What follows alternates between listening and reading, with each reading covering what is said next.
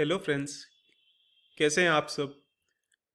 पहले तो आप सबको बहुत बहुत थैंक यू मेरी तरफ से, क्योंकि कुछ लोगों ने नोटिस किया होगा मेरा सब्सक्राइबर्स जो हैं, मेरे चैनल के सब्सक्राइबर्स 100 क्रॉस कर गए हैं। एक छोटा सा माइलस्टोन है, बट आई एम श्योर कि आप लोगों का सपोर्ट रहा तो आगे बहुत सारे माइलस्टोन्स अचीव कर पाऊंगा। और इनफैक्ट 100 होते ही मुझे एक रिस्पॉन्सिबिलिटी का एहसास होने लगा। ऐसे लगने लगा कि अब मुझे और अच्छा कंटेंट बनाना पड़ेगा ताकि मैं आप लोगों के साथ कुछ अच्छे स्टॉक शेयर कर सकूं जो आप स्टडी कर सकें एंड अपने फाइनेंशियल एडवाइजर्स की एडवाइस से या फिर आप खुद खुद स्टडी करके उन स्टॉक्स में इन्वेस्ट कर सकें। एंड जैसे कि मैं कहता हूं कि ये स्टॉक्स, ये चैनल जो है मैंने बेसिकली लर्निंग के लिए स्टार्ट किया है। मेरा ये पर्पस नहीं है कि बस मैं आप लोगों को स्टॉक्स बताऊं और आप लोग इन्वेस्ट कर दें। तो प्लीज़ आप इसको एजुकेशन की तरह ही लें। इसी वजह से मैं अपने ज़्यादातर वीडियोस में एक या दो या मैक्सिमम तीन स्टॉक्स ही कवर कर पाता हूं, क्योंकि मैं जो भी स्टॉक्स कवर करता हूं मेरा फोकस ये रहता है कि मैं उन स्टॉक्स के बारे में आप लोगों को अच्छे से बता पाऊं, ताकि आप समझ सके वो जो कंपनी है वो क्या काम करती है। स्टॉक्स कुछ नहीं है, स्टॉक्स बेसिकली एक कंपनी को रिप्रेजेंट करते हैं। आप उस कंपनी को अच्छे से समझिए अगर आप स्टॉक्स में इन्वेस्ट करना चाहते हैं तो। और मैं खुद भी कोई भी स्टॉक में जब तक अच्छे से स्टडी ना कर लूँ तब तक उस स्टॉक में इन्वेस्ट नहीं करता। और स्मॉल कैप और मिड कैप में तो रिस्क बढ़ जाता है, तो इसलिए और ज़्यादा स्टडी करना ज़रूरी हो जाता है। तो जैसे कि मैंने पहले वीडियो में कहा था कि मैं अपनी जर्नी आप लोगों के साथ शेयर करना चाहता हूँ इस चैनल के थ्रू। तो मैंने ये जर्नी बेसिकली स्टॉक मार्केट में अच्छे से इन्वेस्ट करने की जो जर्नी है वो लास्ट ईयर जनवरी के अराउंड ही स्टार्ट की थी। तो स्टार्टिंग में जब मैंने कुछ ही पैसे लगाए थे, यहाँ तक कि अभी जो मेरा पोर्टफोलियो का साइज़ है उससे मे बी 5 to 10% ही होगा तब, जब जनवरी फेब में लास्ट ईयर जब मैं इन्वेस्ट करने लगा था। बट उसके बावजूद मैं ऑलमोस्ट हर मिनट, हर 5 मिनट्स में अपना पोर्टफोलियो देखते रहता। ये देखते रहता कि उस दिन क्या रिटर्न्स हो रहा है, प्रॉफिट हो रहा है या लॉस हो रहा है। बट जैसे जैसे मेरा एक्सपीरियंस बढ़ा, नॉलेज बढ़ी, मुझे ये एहसास हो गया कि पहली बात तो क्योंकि कोई भी स्टॉक या कोई भी मार्केट जो है वो एक स्ट्रेट लाइन में ऊपर की तरफ नहीं जाता है। आप ये समझिए कि कोई भी स्टॉक्स हो या मार्केट हो, कुछ एक्सेप्शंस को छोड़ के सभी स्टॉक्स पहले कुछ बढ़ते हैं फिर गिरते हैं, बट ओवरऑल जो अपने को देखना होता है कि लॉन्ग रन जो ट्रेंड है उस स्टॉक्स की किस तरफ है। एंड अपने जो ज़्यादातर गलती करते हैं वो ये कि अपने शेयर प्राइस की तरफ भागते हैं, लेकिन अल्टीमेटली अपने को ये फोकस करना चाहिए कि शेयर्स या जो कंपनी है वो अर्निंग्स कैसे जनरेट कर रही है। अर्निंग्स एक बहुत ही बड़ा इंपॉर्टेंट फैक्टर है। अगर अर्निंग्स जनरेट नहीं कर रही है कंपनी तो वो कंपनी ज़्यादा दिन सस्टेन नहीं कर पाएगी। तो अभी मेरा पोर्टफोलियो काफ़ी काफ़ी बड़ा हो गया है, बट उसके बावजूद मैं दिन में हार्डली एक या दो बार ट्रैक कर लेता हूँ। और कुछ स्टॉक्स तो मैंने वॉच लिस्ट से ही हटा दिए हैं, जैसे फॉर एग्जांपल टाटा पावर है, इंडियन एनर्जी एक्सचेंज है, जो मुझे पता है कि ये लॉन्ग टर्म के लिए है। एचडीएफसी बैंक है, ऑब्वियसली लार्ज कैप है, तो ये सब लॉन्ग टर्म के लिए है। जब तक मुझे फंड्स की ज़रूरत नहीं है या जब तक मुझे ऐसा नहीं लगेगा कि स्टॉक बहुत ओवर वैल्यूड हो गया है, तब तक मैं इनको ट्रैक भी नहीं करता। हाँ, कभी within a week 2 weeks में इनको एक बार चेक कर लेता हूँ कि चलो क्या मूवमेंट हो रहा है, देख लेता हूँ। बट अदरवाइज मैं इन पे इतना फोकस नहीं करता। हाँ, कुछ जो स्टॉक्स है जो मैंने स्विंग ट्रेड के लिए लिए हैं, या बेसिकली वो स्टॉक्स जो मैं स्मॉल या एकदम पेनी स्टॉक्स जो हैं, जिनमें मे बी अगर 50% 60% या 100% रिटर्न जनरेट हो जाए तो शायद मैं उसे सेल कर दूंगा क्विक प्रॉफिट्स के लिए। जिनके फंडामेंटल्स उतने स्ट्रांग नहीं है या जिन सेक्टर्स पे मैं यकीन नहीं रखता, उनको मैं हाँ रेगुलरली ट्रैक करता हूँ। एंड बस यही है। और मैं इंडिया की ग्रोथ स्टोरी पे मैंने पहले भी वीडियो में कहा था कि इंडिया की ग्रोथ स्टोरी पे बहुत बुलिश हूँ। तो मैं एक्चुअली पहले ये गलती कर रहा था कि अपने ज़्यादातर फंड्स एफडी में रखे हुए थे। तो एफडी जो है वो, यहाँ तक कि एफडी का रिटर्न्स इतना कम हो गया है कि इन्फ्लेशन को भी शायद मुश्किल से बीट कर पा रहा है।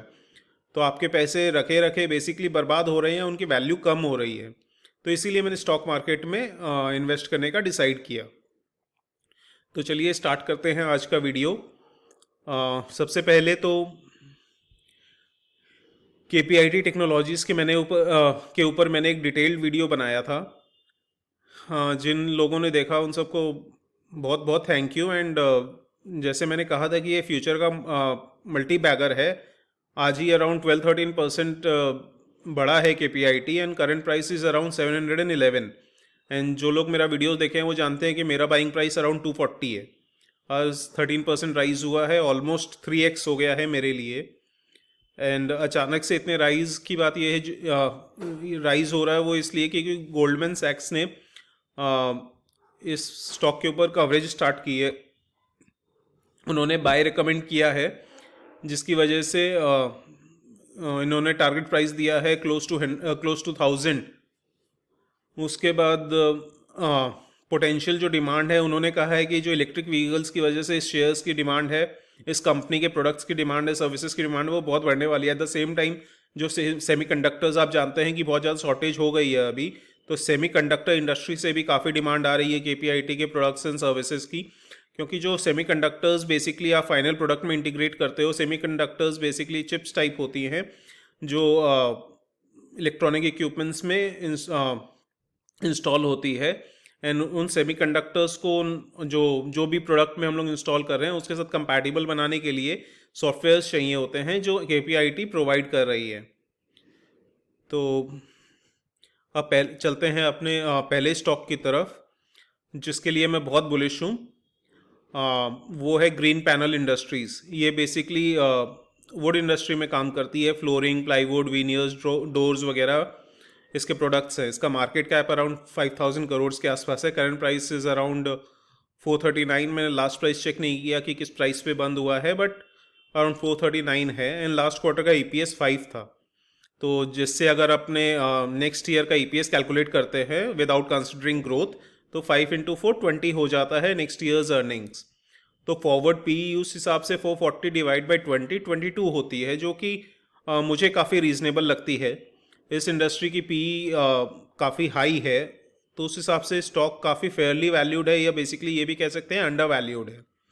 तो चलिए क्वार्टरली रिजल्ट्स देखते हैं। जैसे आप देख सकते हैं कि नेट सेल्स लगातार बढ़ रही हैं। जून 2021 में डिप आया था क्योंकि उस समय कोरोना वापस से बढ़ गया था, तो कोविड की वजह से ऑब्वियसली कोविड में बहुत सारी इंडस्ट्रीज़ में इम्पैक्ट पड़ा था। एंड ऑब्वियसली वुड जो इंडस्ट्री है, जहाँ वीनियर्स, फ्लोरिंग, इन सब की डिमांड काफ़ी कम हो जाती है क्योंकि एक्टिविटीज़ बंद हो जाती हैं। तो उस हिसाब से बट ओवरऑल जो अगर ट्रेंड देख रहे हैं वो बढ़ रहा है, प्रॉफिट भी बढ़ रहा है। At the same time adjusted EPS आप देख सकते हैं, सितंबर 2020 क्वार्टर में 1.47 था, जो बढ़ के 5.07 हो गया सितंबर 2021 में। तो और फ्रैंकली मैं इस सेक्टर पे बहुत बुलिश हूँ, क्योंकि आप फॉर एग्जांपल आजकल कोई भी घर लेते हैं, मिडिल क्लास भी आजकल घर लेता है। फॉर एग्जांपल 1 करोड़ का कोई घर ले रहा है या फ्लैट ले रहा है, तो आजकल ज़्यादातर मिडिल क्लास फैमिलीज़ ये 1 करोड़ का फ्लैट के साथ साथ ऑब्वियसली मिनिमम से मिनिमम 10 to 15 या 20 लाख्स के आसपास अलग से अमाउंट रख देते हैं फॉर इंटीरियर्स। ये तो मैं एक मिनिमम अमाउंट बोल रहा हूँ। काफ़ी जगह तो जो बहुत हाई क्लास फ्लैट्स होते हैं वहाँ पे अराउंड, यहाँ तक कि अगर 2 करोड़ 3 करोड़ का फ्लैट हो तो अराउंड उसमें 1 करोड़ 1.5 करोड़ तक का इंटीरियर हो रहा है। इंटीरियर में आप जानते हैं सबसे ज़्यादा जो एक्सपेंसेस होते हैं वो फर्नीचर से रिलेटेड होते हैं। तो चलते हैं इसकी बैलेंस शीट की तरफ। जैसे आप देख रहे हैं कि टोटल रिजर्व्स बढ़ रहा है, तो ये एक पॉजिटिव साइन है। At the same time borrowings कम हो रही हैं, यानी कंपनी अपने लेंडर्स को या क्रेडिटर्स को पे कर रही है, रीपे कर रही है, जो कि एक अच्छा साइन है। एंड कंपेयर टू इक्विटी के कंपैरिजन में लाइबिलिटीज़ या बोरोइंग्स काफ़ी रीजनेबल लग रही हैं। और अगर इसमें आप देखते हैं तो कंपनी की जो बैलेंस शीट है काफ़ी स्ट्रॉन्ग लगती है मुझे। करंट लाइबिलिटीज़ के कंपैरिजन में करंट एसेट्स भी काफ़ी ठीक है। फॉर एग्जांपल लास्ट क्वार्टर में मार्च 2021 ईयर में अगर करंट लाइबिलिटीज़ 283 करोड़ के आसपास थी, तो अभी उसी समय करंट एसेट्स 354 करोड़। तो इसका मतलब ये है कि शॉर्ट टर्म में भी ज़्यादा कोई प्रॉब्लम, लिक्विडिटी की प्रॉब्लम होने वाली नहीं है कंपनी को। तो स्ट्रेंथ्स जैसे कि ऑब्वियसली इसका एक सबसे बड़ी स्ट्रेंथ है सेक्टर। मैं इस सेक्टर को लेके बहुत बुलिश हूँ कि आगे जैसे जैसे इंटीरियर्स, फर्नीचर की डिमांड बढ़ेगी, वैसे वैसे इस सेक्टर में इस कंपनी के प्रोडक्ट्स की डिमांड बहुत बढ़ेगी। जैसे मैंने कहा, रॉक सॉलिड बैलेंस शीट है, इंक्रीजिंग सेल्स एंड प्रॉफिट्स है, कैश सरप्लस है, एट कैश इन हैंड काफ़ी अच्छा है कंपनी के पास। वीकनेसेस है इकॉनमी, ऑब्वियसली ये जो इंडस्ट्री है वो काफ़ी कुछ डिपेंड करता है कि इकॉनमी कैसे परफॉर्म कर रही है, जीडीपी ग्रोथ कैसा है, लोगों की इनकम बढ़ रही है या नहीं।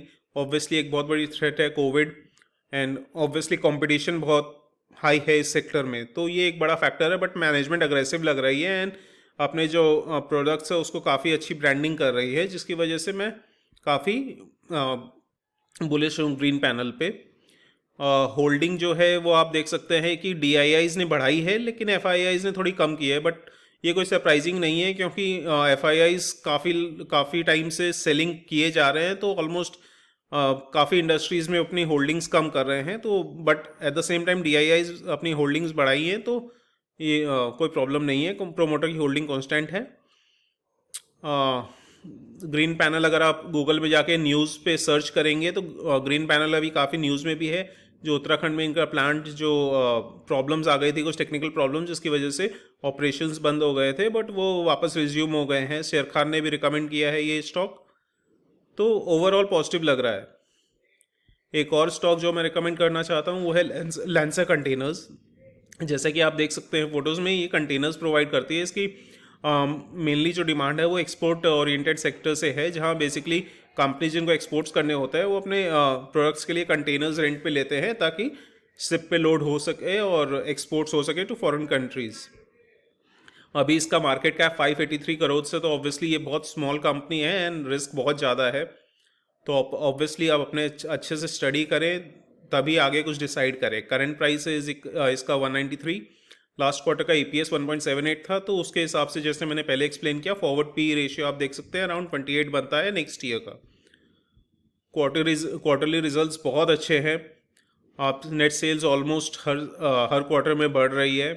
जून में थोड़ा डिप आया था अगेन कोविड की वजह से, बट अगेन सितंबर में काफ़ी अच्छा ग्रोथ देखने को मिल रहा है। एडजस्टेड ईपीएस भी 0.75 से 1.78 हो गया है सितंबर 2020 से सितंबर 2021 में। ये एक बहुत बड़ा पॉजिटिव फैक्टर है इनफैक्ट, तो इसकी वजह से मैं स्टॉक को लेकर काफ़ी बुलिश हूँ।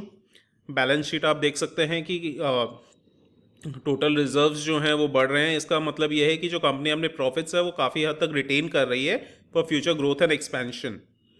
और बोरोइंग्स रीजनेबल लग रही हैं compare to total reserves. Current liabilities and current assets reasonable हैं, करंट एसेट्स हल्के से ज़्यादा हैं करंट लाइबिलिटीज़ से, तो एज सच कोई प्रॉब्लम नहीं होनी चाहिए लिक्विडिटी मेंटेन करने में। स्ट्रेंथ्स मैनेजेबल डेट है।